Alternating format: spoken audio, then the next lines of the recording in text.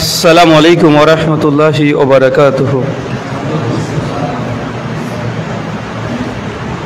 ইন্নাল হামদালিল্লাহি নাহমাদুহু ওয়া নাস্তাঈনুহু ওয়া নাস্তাগফিরুহু ওয়া নাউযু বিল্লাহি মিন শুরুরি আনফুসিনা ওয়া মিন সাইয়্যাতি আ'মালিনা। من يهده الله فلا مضل له ومن يضلل فلا هادي له واشهد ان لا اله الا الله وحده لا شريك له واشهد ان محمدا عبده ورسوله اما بعد فان خير الحديث كتاب الله وخير الهدي هدي محمد صلى الله عليه وسلم وشر الأمور محدثاتها وكل محدثة بدعة وكل بدعة ضلالة وكل ضلالة في النار. أعوذ بالله السميع العليم من الشيطان الرجيم من همزه ونفخه ونفسه. يا أيها الناس اتقوا ربكم الذي خلقكم من نفس واحدة وخلق منها زوجها وبث منهما رجالا كثيرا ونساء واتقوا الله الذي تساءلون به والأرحام إن الله كان عليكم رقيبا. يا أيها الذين آمنوا اتقوا الله وقولوا قولا سديدا يصلح لكم أعمالكم يغفر لكم ذنوبكم ومن يطع الله ورسوله فقد فاز فوزا عظيما. قال رب اشرح لي صدري ويسر لي أمري واحلل عقدة من لساني يفقهوا قولي ربي زدني علما وزدني فهما. সমস্ত প্রশংসা সেই মহান সত্তা আল্লাহ সুবহানাহু ওয়া তাআলার জন্য,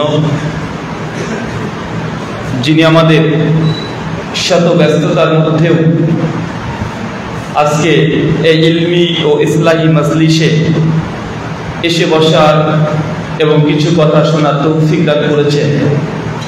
সে মহান সত্তা আল্লাহ সুবহানাহু ওয়া তাআলার শুকরিয়া সুজুদ আদায় করি। তার নিজেরই শেখানো ভাষা দিয়ে সকলে এক বাক্যে পড়ি আলহামদুলিল্লাহ। সম্মানিত শুধু বাদ মাগরিব থেকেই বিভিন্ন আলোচক তারা পবিত্র কোরআনুল কারীম এবং হাদিসে মুবারাকা থেকে অনেক গুরুত্বপূর্ণ আলোচনা আপনাদের সামনে পেশ করেছেন। আজকের এই আলোচনার এই মাজলিসের অন্তিম লগ্নে আপনাদের সামনে উপস্থিত হয়েছি। দুই একটি কথা আপনাদের সঙ্গে শেয়ার করবো এর উদ্দেশ্যে। তার পূর্বে আপনাদের সঙ্গে কয়েকটা কথা বলে নেওয়াই ভালো হবে। অনেকের প্রশ্ন যে ভাই আপনাদেরকে ওয়াজ মাহফিলে দাওয়াত দিই কিন্তু ডেট পাই না। যদিও আপনারা এখানকার জলঙ্গিতে বাড়ি, কিন্তু ওয়াজ মাহফিলের জন্য আপনাদের অনেক ফোন আসে আমাদের কাছে। ডোমকল, ইসলামপুর, গড়াইমারি, রানীনগর 1-2 অত্র অঞ্চল, শাহীনগর, সাগরপাড়া। কিন্তু আপনাদের কাছে বা আপনাদের ডাকে আমরা সারা দিতে খুব কম পারি। শাহীন ভাই আলহামদুলিল্লাহ তাও মোটামুটি আসা যাওয়া করতে পারে, আর আমার মনে হয় বছরেও 1-2 আসা পাই। তো হঠাৎ করে অনেকের মধ্যে প্রশ্ন যে কি অবাক, আমরা মাহফিল ওয়াজের জন্য ডাকি কিন্তু তাদেরকে পায় না। হঠাৎ করে নিজেরা বিভিন্ন মসজিদে স্বেচ্ছায় গিয়ে আলোচনা করছে। এর ভিতরে নিশ্চয়ই কোনো রহস্য আছে। আর মানুষ একটু বেশি রহস্য খুঁজতে যায়, মানে সাদা জিনিসের মধ্যেও গভীর দৃষ্টি দিয়ে তাকিয়ে সেই মধ্যেও অনেক নোংরা বা কালিমালি ভুল করার মানুষ চেষ্টা করে কি করে কথা বলে। কেন ভাবছে যে কি আবার এদেরকে টাকা দিয়ে বক্তব্য দিতে ডাকি, তখন ডেট পায় না। যেন আজকে কয়েকজন ভাই এসেছিল এখানে বসে আছে, ভাইরা বললেন যে ভাই আমাদেরকে একটা এরকম দাওয়াতি মাজলিসে দাওয়াত দিতে আসছি। কালকে আমরা কালুপুরে গিয়েছিলাম, নাহলে 10 থেকে 12টা গ্রুপ এসেছে, তারা ওয়াজ করবে, মাহফিল করবে, আলোচনা করবে, কিন্তু সম্ভব হচ্ছে না। কিন্তু আপনাদের কাছে স্বেচ্ছায় এসে কথা বলতে আমরা আসছি, নিঃসন্দেহে মনে হয় বড় কোনো আমাদের উদ্দেশ্য আছে। এটা অনেকের প্রশ্ন ভেতরে বলছে, নিশ্চয়ই বড় কোনো উদ্দেশ্য আছে আমাদের। আবার কেউ কেউ বলছে, হতে পারে মনে হয় কোনো প্রচারের কাছে আসছে। ভাইজান, প্রথম কথা মনে রাখবেন, আমি মুকুল ভাই এবং শাহিনুর রহমান ভাই 3 জন এসেছি। মুকুল ভাইয়ের কোনো মাদ্রাসাও নেই, কোনো নির্দিষ্ট কোনো প্রতিষ্ঠান নেই, কোনো শিক্ষালয়ও নেই, শাহিন ভাইয়েরও নেই, আমারও নেই। তাই আমি যে কোনো প্রচারের উদ্দেশ্যে যে একটা আলোচনা করলাম, আমার একটা মাদ্রাসার প্রচার করে দিয়ে চলে গেলাম, বা আপনাদের ছাত্র ছাত্রীকে আমি দিয়ে যান, অথবা আমি কোনো ব্যবসা করেছি, সেখানে একটা প্রচার বা পাবলিসিটি। আমাদের 3 জন আলোচনা করেছে, আপনারা শুনেছেন, কোন প্রচার পাবলিসিটি দেখেছেন যে অমক পরিচালনা এই হাবিজাবি? না। হ্যাঁ, এখানে একটা আইএসসি দেখছেন, আমাদের ব্যক্তিগত, আমার লাইব্রেরি আছে, লাইব্রেরি আইএসসি ভাবেন, এটা কোনো মানে সংগঠন, কোনো ফাউন্ডেশন, কোনো মানে ইউনিভার্সিটি যে আপনাকে সেই দিকে আমরা দাওয়াত দিতে আসছি। আমাদের উদ্দেশ্য এটাই। আল্লাহ সুবহানাহু ওয়া তাআলা কোরআনুল কারীমে তিনি বলছেন, সূরা তাওবা সূরা 9 আয়াত নাম্বার 22 শেষ অংশ, আল্লাহ বলছেন, মিন কুল্লি ফিরকাতুম মিনহু তায়ফাতুন লিতাফাক্কাহু ফিদ্দীন। তাদের মধ্যে একটা দল কেন বের হলো না, যারা নিজেরাই দিন চর্চা করেছে, জ্ঞান অর্জন করেছে, আর দিনের জ্ঞান অর্জন করার পরে নিজের স্বজাতির কাছে এসে তাদেরকে সাবধান এবং সতর্ক কেন করলো না? এমন একটি সেক্টর, এমন একটা দল কেন থাকলো না যে দিন চর্চা করে স্বজাতির কাছে এসে দিনের বিশুদ্ধ দিন প্রচার করতে কেন আসলো না? এটা আল্লাহ বলছেন। তো যেহেতু দমকলের সঙ্গে আমাদের সম্পৃক্ত শাহিনুর রহমান ভাই আগে থেকে বলেছেন যে আমাদের ধরে নিতে পারেন যে সূচনা লগ্ন থেকেই দমকলের সঙ্গে আমাদের সম্পর্ক আছে। আমরা এখানে সালাত আদায় করতে আসতাম, ব্রিজ মোড় যে মসজিদ, জুমাতে আমরা আসতাম নামাজ পড়ার জন্য, কেননা আমাদের ওইখানে সহিহ আকীদার আহলুল হাদিস সেই কোনো মসজিদ ছিল না। বিশেষ করে রুবেল ভাই আছে, আর অনেকে আছে, প্রথম মুখচেন অনেকে আছে, তারা জানে যে আমরা আসতাম। তো এটা আপনাদের হক, আপনাদের একটা অধিকার যে আমরা আপনাদের কাছে এসে কিছু কথা বলবো, আপনারা শুনবেন, তবে এখানে নিজেদের কোনো স্বার্থ নেই। এবং আমরা বারবারই কথা বলে আসছি যে আমাদের এক আনাও কোনো স্বার্থ নেই, কোনো প্রচারের উদ্দেশ্য নয়, কোনো ব্যক্তি প্রচারের উদ্দেশ্য না, বা নিজেদের কোনো উপকার হবে দুনিয়াবী জীবনে, এরকম কোনো উদ্দেশ্য আমাদের নেই। আল্লাহ সুবহানাহু ওয়া তাআলা তুমি আমাদের কবুল করো, আমিন। সম্মানিত সুধী, যে বিষয়ে গুরুত্বপূর্ণ সংক্ষিপ্ত কথা বলবো, মুসলিম জাতির অধঃপতনের কারণ। এত বড় এলাকা, এত বড় মসজিদ, কিন্তু এই কোনো ওপানা দেখলে মনে হচ্ছে যে কোন জায়গাতে বা এলাম। আমরা 3 জন, সঙ্গে 2 জন ক্যামেরাম্যান সহ 5 জন, আর আমাদের ইসরা থেকে মোটামুটি গোটা 15 মানুষ এসেছে। আর স্টুডেন্ট তো এখানকারই, বাদ দিয়ে গেলে কয়েকটা মাথা আছে। এটা খুব লজ্জাজনক এবং খুব দুঃখজনক। আল্লাহ সুবহানাহু বলছেন সূরা ফুরকান সূরা নম্বর 24 আয়াত নম্বর 63 শেষ অংশ, আল্লাহ বলছেন, কোন জাতি যদি আল্লাযীনা ইউখালিফুনা আন আমরিহি আন তুসিবাহু ফিতনা আন ইউসিবাহু আযাবুন আলীম, যে জাতি, যে সম্প্রদায় যদি আমি আল্লাহর আদেশকে লঙ্ঘন করে এবং আমার নবীর আদর্শকে লঙ্ঘন করে, আন তুসিবাহু ফিতনা, আমি সেই জাতিকে দুনিয়াবী জীবনে ফিতনা দিয়ে জর্জরিত করে দেব, আর ইউসিবাহু আযাবুন আলীম, আর তাদের জন্য সুসংবাদ, মৃত্যুর পর তাদের জন্য কঠিন এবং কঠোর আযাবের সুব্যবস্থা করা হয়েছে। এটা হচ্ছে বাংলা ভাবানুবাদ।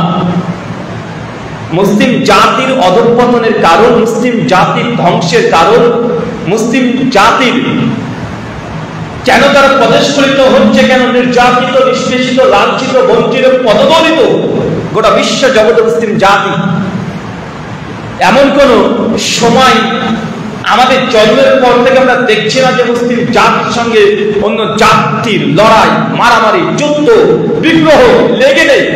এমন একটা সময় আপনি বের করতে পারবেন না। দেখেন, দীর্ঘ 2 বছর ধরে মুসলিম জাতির উপরে ইহুদিরা, ইসরাইল 2 বছর ধরে নির্যাতন করছে। 75,000 মুসলিমদেরকে হত্যা করেছে। তার মধ্যে প্রায় 50,000-এর অধিক শুধুমাত্র শিশুদেরকে তারা হত্যা করেছে। গোটা বিশ্বের মিডিয়ার চুপ তারা। শুধু অমুসলিম নয়, মুসলিম রাষ্ট্রগুলোর চুপ। প্রায় 50 থেকে 56 ইসলাম সংখ্যাগরিষ্ঠ গোটা বিশ্ব জগতে মুসলিম রাষ্ট্র আছে, এর মুসলিমদের সংখ্যা বেশি। তারপরে গোটা বিশ্ব জগতে মুসলিম, অমুসলিম, নাস্তিক, মানব অধিকার যারা দাবি করে, যারা হিউম্যানিজমে বিশ্বাসী, তারাও আজকে মুসলিম জাতির যে 2 বছরে 70,000 মানুষকে দিবালোকে হত্যা করছে, 50,000-এর উপরে শুধু শিশু তাদেরকে হত্যা করছে, গোটা দুনিয়ার মিডিয়া একদম স্টপ, চুপ হয়ে আছে। অথচ রাস্তায় যদি একটা কুত্তা মরে যায়, বড় বড় নিউজ হয়ে যায়। যদি কারো 10 বছরের পোষা কুত্তা মারা যায়, দিনের পর দিন নিউজ হয়ে যায়। হয় কি হয় না? সালমান খান কোথায় কি একটা হরিণ মেরেছিল, দিনের পর দিন নিউজ হয়েছিল। আজকেও তার কেস চলছে, আছে না নাই? কথা বলেন। চতুর্দিকে আমরা দেখছি, কিন্তু মুসলিম জাতির দুনিয়ার যেখানেই মার খায়, গোটা বিশ্ব জগতের মানুষগুলি স্তব্ধ হয়ে যায়। তখন মানব অধিকার বলে কোনো কিছু থাকে না। কেন? অথচ আল্লাহ তো কোরআন মাজিদে জানিয়েছিলেন, কুনতুম খায়রা উম্মাহ, এই মুসলিম জাতি তোমরা যে সর্বশ্রেষ্ঠ জাতি।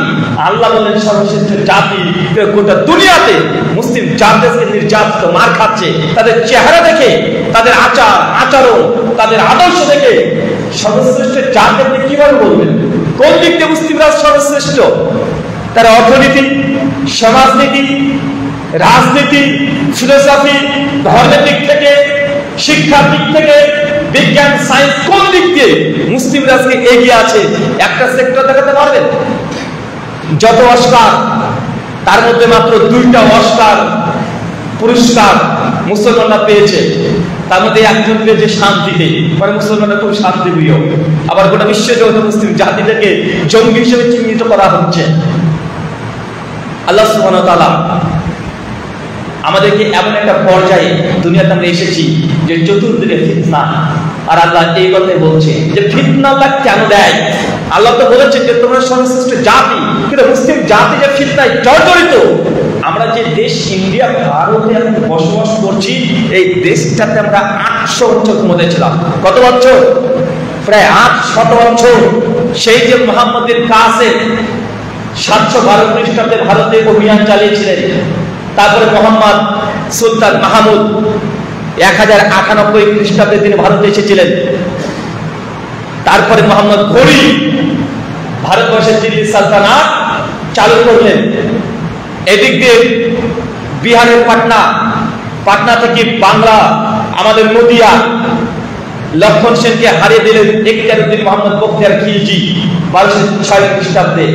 আস্তে আস্তে বাংলাদেশ চাঁপাইনবাবগঞ্জ থেকে শুরু করে দিনাজপুর হয়ে ওইদিকে মুসলিমরা একদম ক্ষমতায় চলে আসতেন। 800 বছর আমরা রাজত্ব করেছি।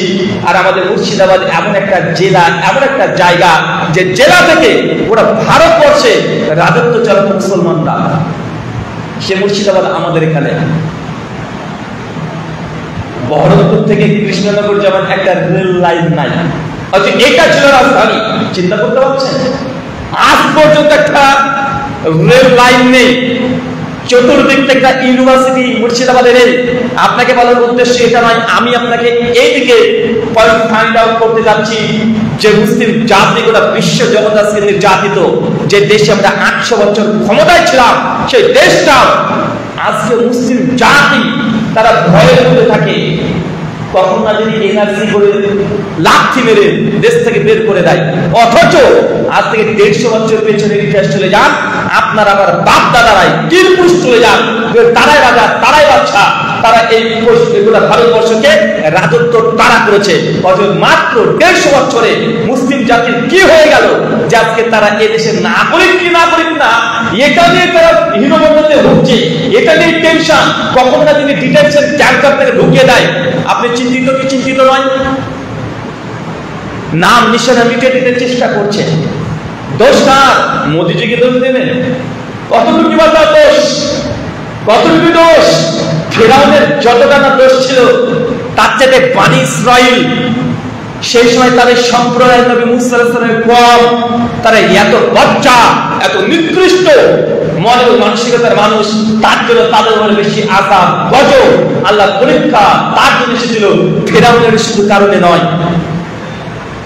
মুসা আলাইহিস সালামকে দেখছে, একদম জলজন্ত চোখ দিয়ে দেখছে। বনি ইসরাইলকে আল্লাহ সুবহানাহু ওয়া তাআলা যখন ফেরাউন তাড়ছে, নবী মুসা আলাইহিস সালাম ছুটছে সঙ্গীদেরকে নিয়ে। বিপদ, আল্লাহ কি করব? মুসা হাতে কি? লাঠি, ঠোকা মেরে দাও। ঠোকা মেরে দিয়েছে, রাস্তা তৈরি হয়ে গেছে, পার হয়ে গেছে।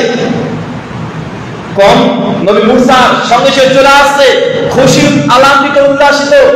যখন পার হয়ে গেছে, ফেরাউনের কম যখন প্রবেশ করেছে, সঙ্গে সঙ্গে সমুদ্র আবার একসঙ্গে হয়ে গিয়ে তাদেরকে পানিতে চুবিয়ে মেরে দিয়েছে। বনি ইসরাইল ইহুদি বাচ্চা সেই সময় তারা দেখছে যে নবী মুসার মাধ্যমে এমন অলৌকিক কাজ করে দিল, অলৌকিক কাজ করে দিল। নিচে দেখছে ওই সমুদ্র রাস্তাতে নিজের হেঁটে চলে এসেছে। আসার পরে মুসা নবী তখন বলছেন আল্লাহর পক্ষ থেকে যে তোমার এই কমকে ওই অমুক জায়গাতে, ওই যে ফিলিস্তিনের ভূখণ্ড, ওইখানে প্রবেশ করতে বলো, যেতে বলো। সূরা মাইদা 22 থেকে 30 নম্বর আয়াত একদম ইবনে কাসিরের আলোচনা সহ দেখে নেবেন। যখনই বলেছে ওই জায়গাতে যাও, ওই ভূখণ্ডে প্রবেশ করাটা পবিত্র ভূমি। আজকে যেটা ফিলিস্তিন, টেম্পল অফ সুলাইমান, জেরুজালেমের মসজিদ, যেখানে দীর্ঘ 4000 বছর ধরে লড়াই চলছে, তখন আল্লাহ আদেশ নাজিল করছে ইহুদিদেরকে।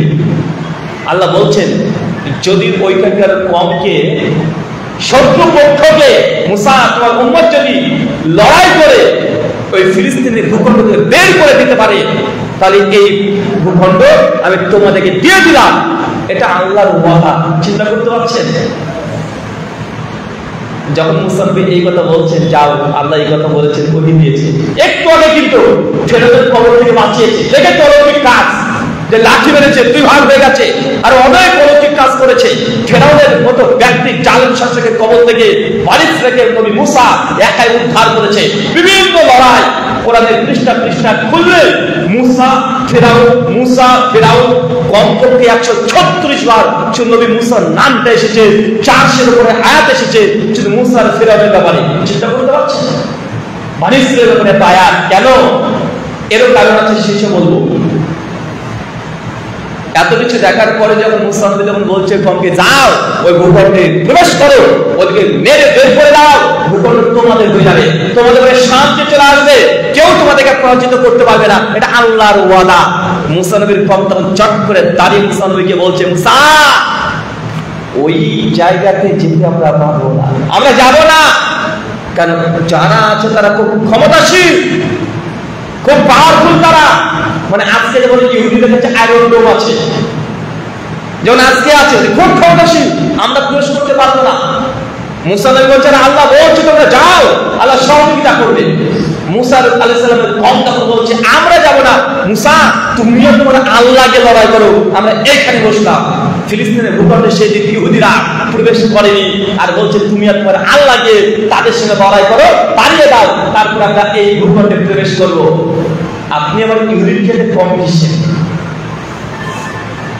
দৃষ্টান্ত দেখেছে, যে আল্লাহর অলৌকিক কাজ দেখেছে, তাদেরকে রক্ষা করেছে।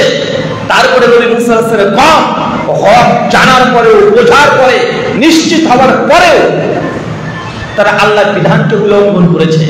আল্লাহ এই জন্য হুঁশিয়ারি সাবধান বানিয়ে দিচ্ছে, আল্লাযীনা ইউখালিফুনা আন আমরিহি।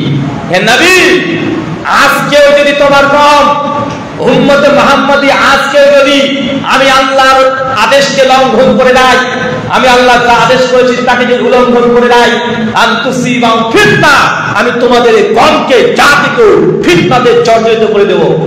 আজকে আল্লাহ নবী আলাইহিস সালামের আদর্শকে আমরা লঙ্ঘন করছি না, আল্লাহর আদেশকে আমরা লঙ্ঘন করছি না। কোরআনের পৃষ্ঠায় পৃষ্ঠায় আল্লাহ যে আদেশ নিষেধ উপদেশ দিয়েছে দিনের ব্যাপারে, আমরা মুসলিমরা আজকে এত গাফেল, এত গাফেল, আপনি চিন্তা করতে পারবেন না। মনে রাখবেন, গাফেল হওয়া, উদাসীন হওয়া এটা হচ্ছে আপনার অন্তরের মধ্যে মরিচিকা পড়ে গেছে। আল্লাহ প্রত্যেক নামাজ শেষে তিনি এই অলসতা থেকে পরিত্রাণ চাইতেন। ভালো লাগছে না, আবার কত সুন্দর 2 মিনিটে শুনলাম চলে যায়। আরে বাইরে থেকে তো শুনতে পাচ্ছি, আসার কি দরকার? এটা অলসতা। শয়তান আপনার হৃদয়কে দখল করে রেখেছে। আল্লাহ তার জন্য অলসতা থেকে, কৃপণতা থেকে সবসময় আল্লাহ কাছে পানা চাইতেন। একজন মানুষ বলছে, ভাইজান এটা দিনের কাজ যদি করলে সমস্যা কোথায়? এটা দিনের কাজ করে। বলছে আমি খুব ব্যস্ত, আমাদের সম্ভব হয় না, আমি অনেক ব্যস্ত, কাজ করতে পারি না। জেনে রাখবেন দুনিয়াতে যারা দিনের জন্য কোনো কাজ করেছে, ব্যস্ত মানুষরাই করেছে, অলস কোনো ব্যক্তি করেনি। যারা ব্যস্ত তারাই কাজ করতে পারে। অলস ব্যক্তি ওই বিচারের সময় কেটে যাবে। অলস ব্যক্তির দ্বারা কখনো কোনো কাজ হয় না। যাদের যত ব্যস্ত তারা কাজ তত বেশি হয়। একজনের নাম বলি, যদি বাংলাদেশের শেখ, অবাক হয়ে যায়। ডক্টর মোহাম্মদ প্রফেসর আসাদুল আল গালিব স্যার, বয়স ৭০ ক্রস করে গেল, ৭০ পার হয়ে গেছে। তার জীবন দশায় প্রথম জীবন সংগঠনের আন্দোলন করতে করতে কেটে গেছে। জেল জুলুম সব দিক দিয়ে, ওয়াজ মাহফিল তাফসীর সবকিছু চলেছে, জেল জুলুম সব চলেছে। কিন্তু তারপরে এত ব্যস্ত, সাংগঠনিক ব্যস্ততা আছে, পরিবার আছে, সংসার আছে। দীর্ঘদিন 4 বছর 5 বছর জেল কেটেছে। এরপরে এত বড় সংগঠন তিনি চালাচ্ছেন, হাজার হাজার আলেমদের পরিচালনা করছেন, 2-3টা মাদ্রাসা চালাচ্ছেন, হাজার হাজার ছাত্র। তারপরেও প্রত্যেক মাসে আর তাহারিকে লম্বা একটা পত্রিকাতে একটা প্রবন্ধ পাঠ, বাঞ্জিবানি পাঠ। ব্যস্ততা এর মধ্যে প্রত্যেক বছরে বছরে 10 খান 20 খান 20 খান করে তার বই বের হয়ে চলে যাচ্ছে। বয়স ৭০ পার করে দিয়েছে। অলস ব্যক্তির দ্বারা কাজ আছে? কথা বলেন না। আপনি বলছেন ব্যস্ত, কাজ করতে পারছি না। ব্যস্ততা মানুষকে কখনো পিছিয়ে দেয় না। ব্যস্ততার মাধ্যমে কাজ করা যায়। আমাদের আব্দুল হামিদ ফাইজি আল মাদানী হাফেজাহুল্লাহ এই তো কিছুদিন থেকে বই লেখা শুরু করেছে। এমন ভাবে বই লিখে চলে যাচ্ছে, 200 পার করে দিয়েছে। বলছে কি করে নাই, 200 পার করে দিয়েছে। আপনি কত ব্যস্ত? তাদের জন্য ব্যস্ত। দিনের জন্য একটু সময় দিবেন, এটা আপনার জন্য খুব কঠিন মনে হচ্ছে। আল্লাহ সুবহানাহু ওয়া তাআলা বলছেন, আনতুসিবাম ফিতনা, যে জাতি আমি নবীর আদর্শকে লঙ্ঘন করবে, আমি আল্লাহর আদেশকে লঙ্ঘন করবে, সে জাতিকে ফিতনাতে জর্জরিত করে দেব। একটু ভালো করে ইতিহাস পড়ে দেখবেন। যারা আজকে বলছেন যে আমরা ভারতবর্ষে 800 বছর আমরা ক্ষমতায় ছিলাম, আজকে আমাদের অর্জিত ক্ষমতা আছে কেন? 190 বছর ব্রিটিশরা দখল করে নিয়ে রেখেছিল। ইংরেজরা মুসলিমদের কাছে ক্ষমতা নিয়ে নিয়েছিল। ইংরেজদের বিরুদ্ধে মুসলমান আলেম ওলামারা সেই যুদ্ধ জিহাদ করে, দীর্ঘদিন লড়াই করে ব্রিটিশদেরকে ভারতবর্ষকে বিতাড়িত করেছে। তারপর ক্ষমতা চলে গেছে মুশরিকদের হাতে। কাদের হাতে? তারা 70 বছর ক্ষমতায় আছে। টোটাল 200-250 বছর মাত্র। আমার প্রশ্ন ওই জায়গাতে নয়, আমার প্রশ্ন এখানে যে আমরা তো 800 বছর ক্ষমতায় ছিলাম, মুসলিমরা শাসন করেছে, কিন্তু আমাদের অর্জিত ক্ষমতা কেন ব্রিটিশদের হাতে গেল? কেন কাফেরদের হাতে চলে গেল? এই পয়েন্টটাকে আগে বের করতে হবে। আল্লাহ রাজত্ব দেয়নি তা তো না, আল্লাহ তো রাজত্ব দিয়েছিল, কিন্তু আমাদের রাজত্ব কেন তাদের হাতে চলে গেল? যতক্ষণ পর্যন্ত আমাদের কোন ভুলের কারণে আমাদের অর্জিত ক্ষমতা, অর্জিত সম্পদ ডাকাতি হয়ে গেল, এটা বের করতে না পারছেন, ততক্ষণ পর্যন্ত মুসলিম জাতি আবারও সফলতার দ্বারপ্রান্তে পৌঁছাতে পারে না। এখন ভালো করে মুসলিম আমাদের বাপ দাদার ইতিহাসগুলো করে দেখেন যে তারা কি এমন ভুল করেছিল, কোন ত্রুটির কারণে আল্লাহ মুসলিমদের ক্ষমতা কেড়ে নিয়ে ইহুদি খ্রিস্টান তাদের হাতে দিয়ে দিয়েছে।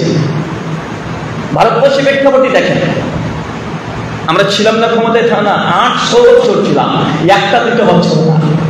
ভালো করে দেখবেন আমাদের বাপ দাদারা আমাদের দেশে দিন প্রচার করা হয়েছে।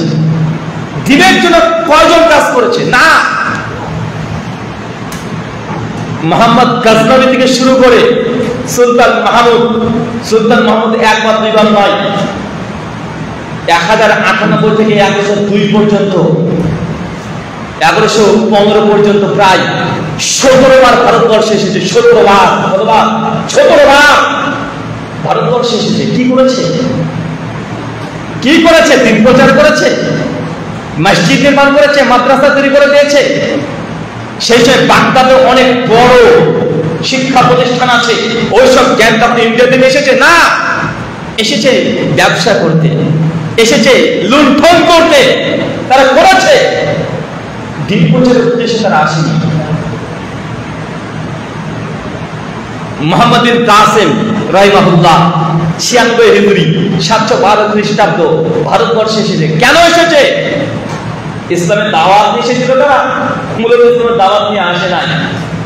তারাও এসেছিল পাল্টা আক্রমণ করতে। হযরত বিন ইউসুফ নাম শুনেন নাই? জালেম শাসক, সেই সময়কার ঘটনা এগুলো। সেই সময় ভারতের যে দেওয়াল বন্দর, বর্তমান করাচি পাকিস্তান, ওই অঞ্চলকে বলে সিন্ধু প্রদেশ। আর ওই সিন্ধুর যে দেওয়াল, ওটা ক্যাপিটাল সিটি সেই সময়কার। ওখানে জলজাহাজের বন্দর ছিল। আরবরা সেই সময়তে নবী যখন নবী না, নবীর উপর যখন ওই অবস্থিত হয়নি, তার আগেও আরবরা ভারতবর্ষে যাতায়াত করত ব্যবসার খাতিরে, ব্যবসার জন্য আসতো ভারতে। শ্রীলঙ্কাতে যেত তারা আগে থেকে। তা আল্লাহ নবী যখন নবী হয়ে গেলেন হযরত বিন ইউসুফের সময়ে, শ্রীলঙ্কা থেকে হযরত বিন ইউসুফের 5খানা জলজাহাজ আসছিল সেই সময় ইরাকে। আর আমাদের ভারতের সিন্ধু প্রদেশের দেওয়াল বন্দরে সেই সময় রাজা ছিলেন, কিং ছিলেন, নাম কি? রাজা দাহির। রাজা দাহিরের নেতৃত্বে হযরত বিন ইউসুফের 5খানা জলজাহাজকে আক্রমণ করেছিল সেই সময়কার সিন্ধু প্রদেশের কিছু জলদস্যুরা। আগে তো আকাশ পথে ব্যবসা হতো না, কোন পথে হতো? পানি পথে। আর পানি পথে ডাকাতি হতো। একটা বিমান জাহাজকে আরেকটা জাহাজ এসে লুটপাট করে নিয়ে চলে যেত। তো 5খানা জাহাজকে এইভাবে লুটপাট করে নিয়েছিল। হযরত বিন ইউসুফ মানুষ তো মতো সুবিধার না, ভালো মানুষ তো না। ইসলামিক ঐতিহাসিক সকলের জালেম শাসক, তিনি তো সাহাবীদেরকে ছাড় দিয়ে কথা বলে নাই, নির্যাতন চালিয়েছে। তিনি কি অত সহজে ছেড়ে দিবে? সঙ্গে সঙ্গে হযরত বিন ইউসুফ সিন্ধু প্রদেশের রাজার কাছে খবর পাঠিয়ে দেয়, আমার 5খানা জাহাজ এসেছিল, 5খানা জাহাজ আপনার বন্দর থেকে জলদস্যুরা একদম লুণ্ঠন করে নিয়েছে। আমার এখানে শত শত নারী পুরুষ ছিল, তাই বন্দী করেছে। দ্রুত আমার সেই জলজাহাজ এবং আমার যারা ছিল তাদেরকে ফেরত পাঠাও। আর রাজা দাহির কেউ কম না, এর কম না। জি, রাজা দাহির কেউ কম নয়। সঙ্গে সঙ্গে রাজা দাহির অস্বীকার করে দেয় যে না, আমার দ্বারা এই কাজ ঘটেনি, আমার দ্বারা এই কাজ ঘটেনি। যখন এই বলে দিয়েছে, হযরত বিন ইউসুফ ইরাক থেকে তখন সৈন্য পাঠাচ্ছে, প্রথম অভিযান চালাচ্ছে। বলে তো কেন এসেছে তারা? দিন প্রচারের কাজ নিয়ে এসেছে না, তারা পাল্টা আক্রমণ করতে এসেছে ব্যবসায়ী পয়েন্টে। প্রথম যখন পাঠিয়েছে হযরত বিন ইউসুফ, রাজা দাহির সেই সময় অনেক শক্তিশালী, মুসলমানদেরকে প্রথম যুদ্ধে পতন করে দেয়, ঢুকতে পারে না, পরাস্ত করে দেয়। রাজা দাহির যখন উল্লাসিত, আর হযরত বিন ইউসুফ যখন বলছে বাপরে বাপ, ওই সিন্ধু প্রদেশের রাজার এত বড় ক্ষমতা, এত সাহস, পাল্টা আবার আক্রমণ করার জন্য মুহাম্মদ বিন কাসেম হযরত বিন ইউসুফের ভাইয়ের ছেলে হিসাবে তাকে তখন মাত্র 17 বছর বয়সে ভারতবর্ষে পাঠাচ্ছে 3000 সৈন্য নিয়ে। তারপরে অনেক ইতিহাস। তারপরে ভারতবর্ষে তারা আসলেন, সিন্ধু প্রদেশ দখল করলেন, রাজা দাহিরকে পরাস্ত করলেন। এটা ছিল রাজনৈতিক ব্যবসার পয়েন্টে, দিনে দাওয়াত নিয়ে নাই। হ্যাঁ, পরবর্তী সময় মুহাম্মদ বিন কাসেম রাহিমাহুল্লাহ ইসলামের কিছু প্রচারের কাজ করেছে, তবে এটা তার মূল কাজ ছিল না। মূল কাজ এই জন্য তারা আসে না, এসেছে দেখছে অনেক অগ্নি পূজারী, মূর্তি পূজারী আছে, তাকে ইসলামের দাওয়াত তখন দিয়েছে, কিন্তু নিয়াত খাস উদ্দেশ্য ছিল পাল্টা জবাব দেওয়া। কথা কি বুঝতে পারছেন? আমি এই জন্য বলেছি, আমাদের এটা যে শুরু ভারতবর্ষের অভিযান, মুসলমান ভারতে আসলো, শেষ হয়েছে কি দিয়ে? আমাদের বাপদাদাকে দেখেন, মদ, নারী, এগুলো নিয়ে তারা নর্তকী নাচে ক্ষমতার জন্য বাপ ছেলেকে হত্যা করেছে, ছেলে বাপকে হত্যা করেছে। এই ছাড়া আর কোন ইতিহাস পাবেন আপনি?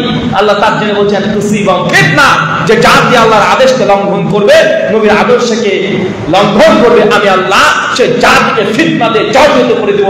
আপনি আল্লাহ বিধান মানবেন না, আপনি নর্তকী নাচাবেন, আপনি ক্ষমতার লড়াই করবেন, আল্লাহ আপনাকে বিজয় দান করবে? কখনো না। আল্লাহ সঙ্গে সঙ্গে মুসলিম জাতির কাছে 800 বছরের ক্ষমতা আল্লাহ ব্রিটিশদের হাতে দিয়ে দিয়েছে। তাই না? দিয়েছে। সুনান আবু দাউদ কিতাবুল ফিতান হাদিস নাম্বার 4299, সনদ হাসান। আল্লাহ নবী আলাইহিস সালাম বলছেন, অচিরে আমার উম্মতের উপরে গোটা বিশ্বের যত পরাশক্তি আছে, যত বেধর্মীরা আছে, যত সুপার পাওয়ার আছে, তারা আমার উম্মতের উপরে এমন ভাবে ঝাঁপিয়ে পড়বে যেমন ভাবে একটা ক্ষুধার্ত প্রাণ, বহুত বড় সিংহ বাবা, ক্ষুধার্ত সিংহ যখন খাবার দেখলে খাবারের উপরে ঝাঁপিয়ে পড়ে, গোটা বিশ্বের পরাশক্তি সুপার পাওয়ার যারা আছে তারা আমার উম্মতের উপরে ঝাঁপিয়ে পড়বে। বলে তো ঝাঁপিয়ে পড়ে শিখে পড়ে নাই? এই হাদিস তো 1500 বছর আগে, তার 1500 বছর আগে তুমি বলেছে আমার উম্মত উপরে ঝাঁপিয়ে পড়বে। আজকে দেখেন মুসলমানকে সবাই টার্গেট, রাজনীতি মুসলিমদেরকে নিয়ে চলছে না। নাস্তিকদের টার্গেট মুসলমান, ইসলাম ধর্মকে টার্গেট করো। ওরা কখনো কোন হিন্দু খ্রিস্টান ধর্মকে টার্গেট করে না। অমুসলিমরা টার্গেট করছে ইসলামকে। ওরা বিশ্ব জগতে দেখে অনেক মহাপুরুষ আছে যাদের চরিত্র এতটাই ফুলের মতো পবিত্র, তাদের চরিত্র তার ছেলে মেয়ের সামনে পাঠ করতে পারবে না। তাদের শাস্ত্র খুলে দিলে তাদেরকে কোনো সমালোচনা নাই। কেন নবী মুহাম্মদ রাসূলুল্লাহ সাল্লাল্লাহু আলাইহি সাল্লাম তাকে নিয়ে সমালোচনা আছে না? নাই, আছে। গোটা বিশ্ব জগতে দেখেন সবাই লক্ষ্য একটাই, ইসলামকে টার্গেট যে কোনো মূল্যে। তাকে অর্থনৈতিক দিক থেকে ডিমোনালাইজ করো, তাকে ফিলোসফি দর্শনের দিক থেকে ডিমোনালাইজ করো, নবীর প্রতি অপমান জনক কথা বলো, কোরআনকে বলে সন্ত্রাসের বই, মুসলমানকে জঙ্গি বলো, মাদ্রাসাকে জঙ্গি সন্ত্রাসের আতর ঘর বলো, মানে ইসলামের সঙ্গে জড়িত যা আছে সবগুলোকে নিয়ে আজকে গোটা বিশ্ব জগতে একটা আলাদা প্রতিক্রিয়া সৃষ্টি করছে না? 1500 বছর আগে নবী বলেছে গোটা বিশ্বের যত সুপার পাওয়ার আছে তারা ইসলামকে টার্গেট করবে, আমার উম্মত করে ঝাঁপিয়ে পড়বে। দেখেন আজকে ঝাঁপিয়ে পড়েছে। সাহাবীরা সেই সময় যে সময় হাদিস বলছে সেই সাহাবীর কতজন আছে? 1-1.5-2 মানুষ হেদায়েত পেয়েছে। সেই মক্কার মরুভূমি, ধুধু প্রান্ত মরুভূমি, আর মরুভূমি, বালি ছাড়ার কিছু নেই। কিছু উট চলে বেড়ায়, ইলেকট্রিক তো দূরের কথা, হারিকেনের কাজ আবিষ্কার হয়নি সেই সময়। মানুষ পানি পান করতে হলে 1-1.5 কিলোমিটার তারা হাঁটাহাঁটি করতে হতো। একবার পানি পান করলে আর একবার চিন্তা করতে হতো যাদেরকে, যারা 1.5-2 লিটার পানিতে গোসল করতো। সেই সময় আল্লাহ নবী এরকম পরিস্থিতি। আজকে 2025 সালের যে দুনিয়া দেখছেন, এই দুনিয়া দিয়ে যদি হাদিসটাকে বুঝতে চেষ্টা করেন তাহলে আপনি বুঝতে পারবেন না, আসলে বুঝতে পারবেন না। আপনাকে যেতে হবে 1500 বছর আগে, টাইম ট্রাভেল করে ব্রেনকে আপনাকে আগে নিয়ে যেতে হবে। ওই সময় আল্লাহ নবী বলছেন মনে হচ্ছে দুনিয়াকে নবী দেখতে পাচ্ছেন, দেখে দেখে বলছেন। সাহাবীরা তখন তারা ভাবছে যে আমাদের উপর এত নির্যাতন হবে। আল্লাহ বলছে আল্লাহ নবী তাহলে সেই সময় কি আমরা সংখ্যায় আরো কম থাকবো? সাহাবীরা এমনিতেও সংখ্যায় কম, এমনি 1-2-1.5 সাহাবীরা ভাবছে তার মানে কি সংখ্যায় আমরা আরো কমে যাবো? মানে আমরা বদরের 313 জন ছিলাম, তবুও বিজয় লাভ করেছি। তাও কাফের আমাদের সে পারেনি, কিন্তু গোটা বিশ্বের সবাই এসে আমাদের উপরে আক্রমণ করবে, তাহলে আমরা কি সঙ্গে কম থাকবো? মানে 313 লোকই কম হবো আমরা? মানে এমন একটা চিন্তা তারা করছে। আল্লাহ বলছে না না, সেই সময় মোটেও আমার উম্মত সংখ্যায় কম থাকবে না। আমার উম্মত তো সেই সময় অসংখ্য অজস্র সমুদ্রে যে ফেনা আছে, ওই ফেনা সমপরিমাণ আমার উম্মত সেই সময় হবে। তারা হবে তরঙ্গ তড়িৎ আবর্জনার মতো। দেখেন আজকে দেখেন উম্মত কত। যে সময় নবী হাদিস বলছে মাত্র 60-70-100-200 মানুষের সামনে হাদিস বলছে, মাত্র 100-200 মানুষের সামনে তার দাওয়াতে গ্রহণ করেছে, ইসলাম গ্রহণ করেছে 100-200 মানুষ। আজকে দেখেন এই গ্রামে নবীর উম্মত কত আছে, এখানে দেখেন কতজন আছে। এতজন হয়তো আল্লাহ নবী সেই সময় পায় নাই। সেই সময় নবী বলছে যে উম্মত হবে, মানে তাকে গণনা করে শেষ করা যাবে না। আজকে গোটা বিশ্বে জগতের মুসলিমদের সংখ্যা প্রায় 170-180 কোটি। এই উম্মতকে গুণে শেষ করা যায় না। বদলে মাত্র 313 জন, তারপরে মুসলিমদেরকে বিজয় দান করেছে আল্লাহ সুবহানাহু ওয়া তাআলা। আজকে উম্মত 180 কোটি, গুণে শেষ করা যায় না। ছাপা ইসলামী রাষ্ট্র আছে, তারপরে মুসলিম জাতি আজকে নির্যাতিত। হাদিসের বাস্তব প্রমাণ দেখে নেন, বাস্তব প্রমাণ দেখে নেন। চিন্তা করতে পারছেন যে গোটা বিশ্ব জগতের উন্নতির বর্ণনা করা যাবে না, এমন সময় বলছে দেশের সামনে 100-150 সাহাবী বসে আছে, আর সাহাবীরা মানে লিটারাল ভেবেছে তারা যে আসলে কি শেষের সংখ্যা আমরা কম থাকবো। বলছে না না, তোমরা মোটেও কম থাকবে না, সংখ্যাটা গুণে করতে পারবো না। আজকে গুণে দেখেন আপনি 180 কোটি মানুষ, চিন্তা করতে পারছেন পৃথিবীর যে প্রান্তে যাবেন সেখানে নবীর উম্মতকে আপনি পেয়ে যাবেন, কল্পনা করা যায়? আল্লাহ যখন বলছেন অবশ্যই এত নির্যাতিত মুসলিমরা হবে তার মৌলিক কারণ দুটো তিনি বলেছেন। এক, দুনিয়া। আমার উম্মতের মধ্যে সেই সময় দুনিয়ার প্রতি লোভ লালসা, দুনিয়ার প্রতি লালসা প্রীতি, তারা দুনিয়ার প্রেমে হাবুডুবু খাবে। কারিহাতুল মাউত, আর উম্মাহ মৃত্যুকে ভয় করে মরতে চাবে না, মরতে চায় না।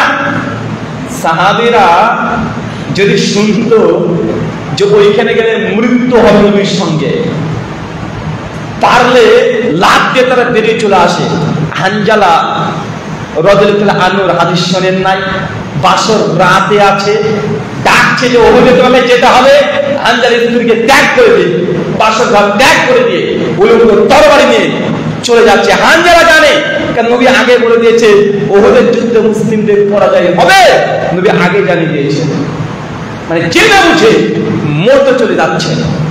ওই যে কামিনী বংশের একজন নারী এসে বলছে, ইয়া রাসূলুল্লাহ তুহুরনি, আমাকে পবিত্র করেন, আমি হিজাব করেছি। মেয়েটা খুব ভালোভাবে জানে আমাকে পবিত্র করেন অর্থ এটাই যে নবী আমাকে ওই প্রকাশ্যে রাস্তায় নিয়ে গিয়ে গলা পর্যন্ত পুঁতে দিয়ে ইট দিয়ে পাথর দিয়ে আমাকে হত্যা করে দেন। তিনি জানেন যে আমি যে পাপ করেছি এর জন্য আমাকে ইট দিয়ে পাথর দিয়ে হত্যাযোগ্য। আমি যে দুনিয়াতে আমাকে যদি এই অপরাধের শাস্তি পেয়ে যায় তাহলে অবশ্যই জাহান্নামের আগুন থেকে আমি বেঁচে যাব, জান্নাতে চলে যাব। সাহাবীরা তারা মৃত্যুকে ভয় পেতেন না।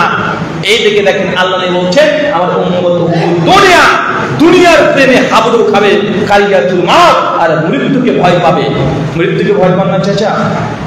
এখন যদি আপনাকে বলা হয় বয়সটা আপনার 75 হয়ে গেল, দুনিয়ার সব স্বার্থ শেষ হয়ে গেছে, দাদু হয়ে গেছে, আর কি স্বপ্ন আছে, বাড়ি গাড়ি সব হয়ে গেছে, এখন যদি আপনাকে বলা হয় চাচা এখনো তো আপনার 3 বিঘা জমিটা রয়ে গেল, আরে কিছু পরকালের জন্য কিছু করে, ছেলে মেয়েকে তো বাড়ি গাড়ি দিয়ে দিয়েছে, 3 বিঘা জমি এখন এক্সট্রা পড়ে আছে, একটু আল্লাহর রাস্তায় একটা মসজিদের জন্য দান করে দেন বা মাদ্রাসাকে দিয়ে দেন। যদি এই কথা বলে না চাচা, যদি ও যদি বিছনা কত অন্তর করে থাকে, মানে নিঃশ্বাস তখন যায় পাশে গিয়ে যদি মৌলানা যদি গিয়ে বলে যে ভাই চলে যাবেন, আল্লাহ তো হায়াত মনে শেষের দিকে মনে হচ্ছে, আপনার ছেলে মেয়ে সবাই তো চাকরি পেয়ে গেছে, তো আপনার 3 বিঘা জমি আছে, একটা আল্লাহ রাস্তাটা দান করে গিয়ে জান্নাতে ঘর আপনি কনফার্ম করে নেন। সঙ্গে সঙ্গে দেখবেন চাচা যদি মৃত্যুর সঙ্গে সাহিত্য হয়ে থাকে, তার পাশে এই কথা বলে ও তাজা হয়ে বলে আমার চটিটা করে, মানে পাল্লা আপনাকে মারবে, আছে না নাই কথা বলে আছে। আবার ওই অবস্থাতে যদি শোনে যে তার ক্যান্সার হয়েছে, তখন পাড়ার মানুষকে বাপকে বেটাকে শুনে ডেকে বলবে, বেটা আমাকে তুই ভেলুরে নিয়ে চল, চেন্নাই নিয়ে চল, আবার জমি গাড়ি বিক্রি করে দে। চাচা বাঁচবেন কত? আর 75 বয়স পার করে দিলে আর কত বাঁচবেন? এক বড় বাচ্চা মুসলমান ভাই, জান্নাত যাবো তো? আমি জান্নাত চাই, আমার জন্য দোয়া করেন রহুল ভাই, আল্লাহ যেন জান্নাত দেয়। তবে রাহুল ভাই মরতে খুব ভয় লাগে। এখন বলেন তো ভাই, জান্নাত যাবে খুব ইচ্ছা, কিন্তু মরতে ভয় করে। আরে বাবা, না মরলে জান্নাত যাবেন কি দিয়ে আপনি? আরে জান্নাত যেতে তো মৃত্যুবরণ করতে হবে। তো আপনি মৃত্যুকে যদি ভয় পান, মুসলিম উম্মাহ যদি মৃত্যুকে ভয় পান, জান্নাত যেতে পারবেন না? জান্নাতে যাবেন, মরতেও ভয় লাগে। দুটো তো কন্ট্রাডিকশন করছে না? আল্লাহ নবী এই জন্য বলছে আমার উম্মতের মধ্যে সেই সময় দুনিয়ার প্রেমে তারা হাবুডুবু খাবে। দেখেন দুনিয়াতে যা চলছে সব দুনিয়া, আমি বড় বক্তা, ভালো করে বক্তব্য দিতে হবে, ট্রায়াল দিচ্ছে, রিহার্সেল দিচ্ছে, একদম সুরকে ঝালিয়ে দিচ্ছে, বারবার ভালো করে কবিতাকে চর্চা করছে যে এই কবিতা এই সময় মারবো তাহলে জনপ্রিয়তা ধরে থাকা যাবে, এই সময় একটা হাদিস বলবো, ও হাদিসটা যাও, তারপরে জেনে বুঝে যার হাদিস প্রচার করলে মানুষ কাঁদবে, একদম মানে রীতিমতো রিহার্সেল করে একদম মানুষের কাছে উপস্থাপন করছে। কেন? এই দিন প্রচারের কাছে এসে এই দুনিয়ার লালসা লোভ আমাদের মধ্যেও বিরাজ করছে, করছে না? করছে। শুধু আপনি আর আপনি নয়, সবার মধ্যে, সব জায়গাতে। আপনি বিয়ে করছেন তবুও সে মানুষকে দেখানোর জন্য, মানে একটা বিয়ে করবেন এটা আল্লাহ সন্তুষ্টির জন্য না। আপনি জানেন মেয়েটা করেন হাফেজা, বুলবুল মারামে অর্ধেক মুখস্থ করে ফেলেছে। মেয়েটা তাহাজ্জুদ গুজার, মাত্র বয়স 19 বছর, তাহাজ্জুদের সালাত আদায় করে। আপনি মনে মনে চান যে না আমি একজন খুব দিনদার পরস্পর মেয়েকে বিয়ে করবো, আপনার বয়স 25 বছর। ভাইজান, আপনাকে খবর দিয়েছে যে আমাদের অমক গ্রামে একটা মেয়ে আছে, খুব পরিষ্কার, তাহাজ্জুদে নামাজ পড়ে, এবারে কোরআনে হাফেজ হয়েছে মাত্র 13 বছরে, বুলবুল মারাম মুখস্থ করে ফেলেছে হাদিসের কিতাব, তাহাজ্জুদ পড়ে, খুব পরিষ্কার, তার চেহারা সাথে কেউ দেখেনি। আপনি আগ্রহ প্রকাশ করছেন, মাশাআল্লাহ, আলহামদুলিল্লাহ, এমনই কি স্ত্রী চাচ্ছিলাম, এইটাই চাচ্ছিলাম। বলছে ভাই খুব দ্রুত হবে, একদিন চল দেখে আসবো। দেখতে চলে গেছেন। জি, সমস্ত গুণগান শোনার শেষে যখন মেয়েটা তার সৌন্দর্য আপনার সামনে লোকালে একটা ঘরের মধ্যে প্রকাশ করেছে, দেখার পর আপনার মুখখানা ফ্যাকাশে কালো হয়ে গেছে। বাইরে এসে সবাই বলছে তাহলে এখন কি করণীয়, দিন কি ঠিক করতে হবে? আপনি আপনার আব্বাকে চাপা, তুমি এদিকে এসো, বলো আমরা বাড়িতে গিয়ে জানাবো। এই যে মেয়ের বাপকে বলে আসলেন যে বাড়িতে গিয়ে জানাবো, আপনারা জানানো হয়নি কেন? মেয়েটা গুণের দিক থেকে একদম 100% গুণে গুণান্বিত।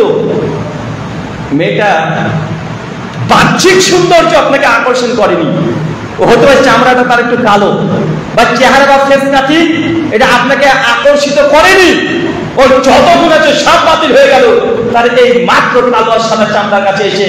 কেন? আপনারও সব একটাই বিয়ে করবো, মানে বউকে নিয়ে একটু রাস্তাতে যাবো, দেখবে, পারামর্শে বলবে পেয়েছে একটা রে, হ্যাবলার বেটা পেয়েছে একটা, নিয়ে এসেছে একটা, পাড়ার মধ্যে সেরা নিয়ে এসেছে, মানে এটা শোনার জন্য। আছে না নাই কথা বলেন? আপনি মেয়ের বাপ, আরে রহিম তার মেয়ের মেয়েকে 400 মানুষকে খাওয়াইছে না, আমি কি কম নাকি, আমি 800 মানুষকে খাওয়াবো, মানে এখানেও পাল্লা পাল্লি চলছে। আছে না নাই কথা বলেন? যা করবে কুরবানি, তাও লৌকিকতা। নবী এই কথা বলছে, আমার মা সেই সময় সংখ্যায় কোটি কোটি অজস্র থাকবে, তবে দুনিয়া তারা যাই করবে না কেন, দুনিয়ার লালসা, দুনিয়াকে জয় করার জন্য, দুনিয়া প্রীতির কারণে, আর কারিহাতুল মাফ, আর উম্মত মৃত্যুকে ভয় করবে। মৃত্যুকে ভয় করেন না? একবার যদি আপনাকে এখনই যদি এত সুন্দর পরিবেশ, একটা সূর্য যদি এখনই দৌড় মারে, একটা লোক ঘরে থাকবে না মসজিদে, ভেঙে দৌড় মারবে। একটা সূর্য যেতে যেতে দেখে কত মুসলমানকে দেখছেন না?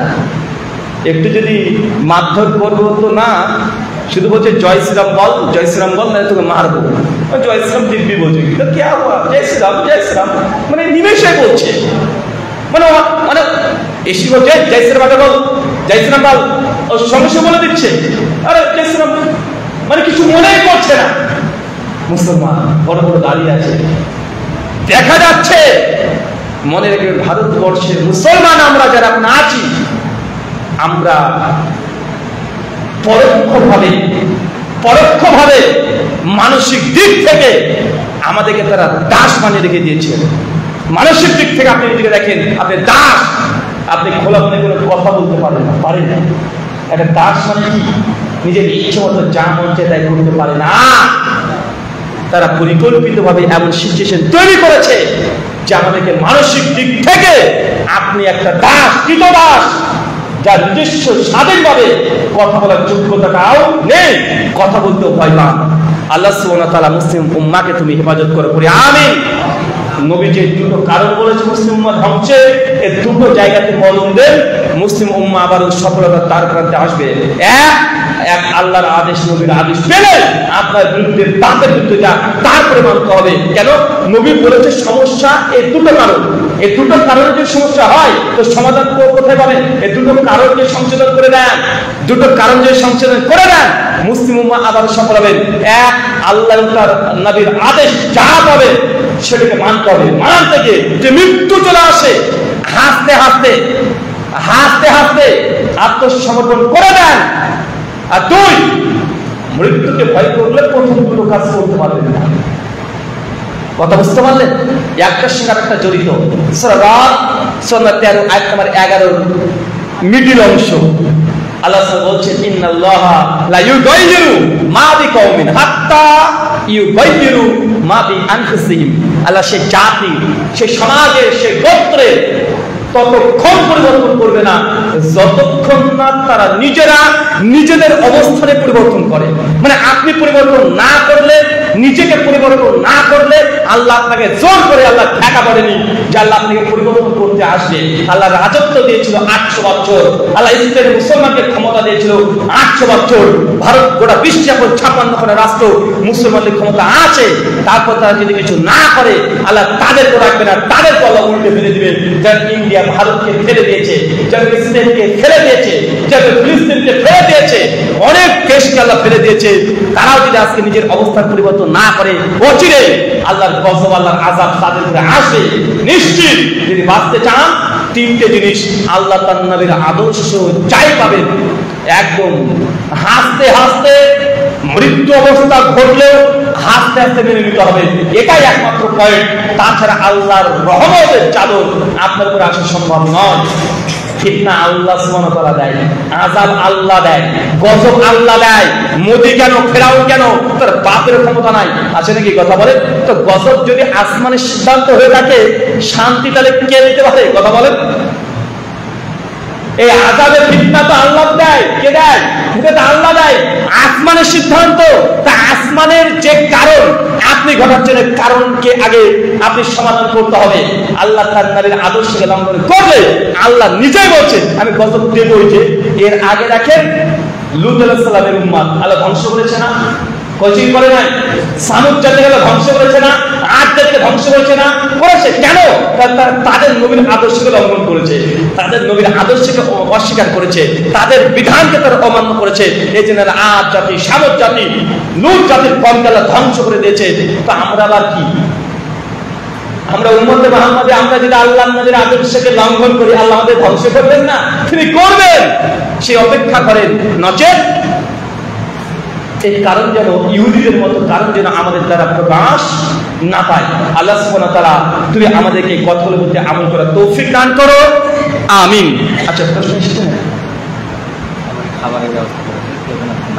সবাই মানে আপনাদের খাবারের ব্যবস্থা আছে, খাওয়া দাওয়া করে যাবেন। একটি ঘোষণা, আগামী 9 জুলাই বুধবার জলঙ্গি জোরতলা ইসলাম মসজিদ, জলঙ্গিতে ইসলাম মসজিদ আমাদের, আমরা মাগরিব থেকে রাত্রি 9টা 30 পর্যন্ত ইলমি ও ইসলামী মজলিস আয়োজন করেছি। থাকছেন পশ্চিমবাংলার বিখ্যাত শায়েখ মুহাক্কিক আলেম আনারুল হক ফাইজি হাফিজাহুল্লাহ, আরও থাকছেন মুসলিম উদ্দিন নিজামী, মাঝহারি নয় নিজামী, দারুণ আলোচনা করেন। শেখ আনারুল হক ফাইজি হাফিজাহুল্লাহ বিভিন্ন জায়গায় তাকে নিয়ে যাচ্ছেন, খুব চমৎকার কোরআন সুন্নাহ ভিত্তিক তিনি আলোচনা করেন। আর আমরা মুকুল ভাই, শাহিদ ভাই, আমি থাকবো আমাদের মসজিদে আগামী 9 তারিখ জুলাই মাসে, মানে এর পরের মাসে আর কিছুদিন পরেই প্রোগ্রাম হবে। আপনাদের সকলের আমন্ত্রণ নিমন্ত্রণ থাকলো। খেতে দিতে পারবো কি পারবো না জানি না, এখন ওটা সিদ্ধান্ত হয়নি। মানে খাওয়ার আয়োজন করবো কি করবো না ওটা এখনো ফাইনাল হয়নি। যদি হয় তো পাবে, না যে না হয় বক্তব্য শুনে চলে আসতে হবে। মসজিদের সামনে কবর আছে, করণীয় কি? যদি মসজিদের সামনে যদি কবর থাকে আর কবরের জমি আর মসজিদের জমির মধ্যে যদি প্রাচীরকে পার্থক্য করে দেওয়া হয় তাহলে ওই মসজিদের সালাতের হুকুম বৈধ। এরপরে শেখ আল্লামা নাসিরুদ্দিন আলবানী রাহিমাহুল্লাহ কবর সংলগ্ন স্থানে মসজিদের বিধান এই মর্মে বই লিখেছেন। টোটালে 72খানা হাদিস, আসার, সাহাবীদের আকওয়াল এবং মাযহাবে আরবা'ত ফাতোয়া সহ তিনি আলোচনা করেছেন দারুল কিতাব। বাংলাতে অনুবাদ হয়ে গেছে। ডোমকুলে আব্দুল হামিদ ফাইজি, আব্দুল হামিদ ভাইয়ের পিস লাইব্রেরি আছে, ওখান থেকে ওটা কিনে নেবেন। ভাগাই কুরবানি বা 7 ভাগে কুরবানি সঠিক নিয়ম কি? এক কথায় ভাগা কুরবানিটাও বৈধ, এটাতে সকলে একমত। 2, কুরবানি একটা পরিবার থেকে একটা পশু দিতে হবে, দিলে গোটা পরিবারের পক্ষ থেকে হয়ে যাবে, এটাই আফজাল, এটা উত্তম কুরবানি। এই মাসালাতে সবাই একমত।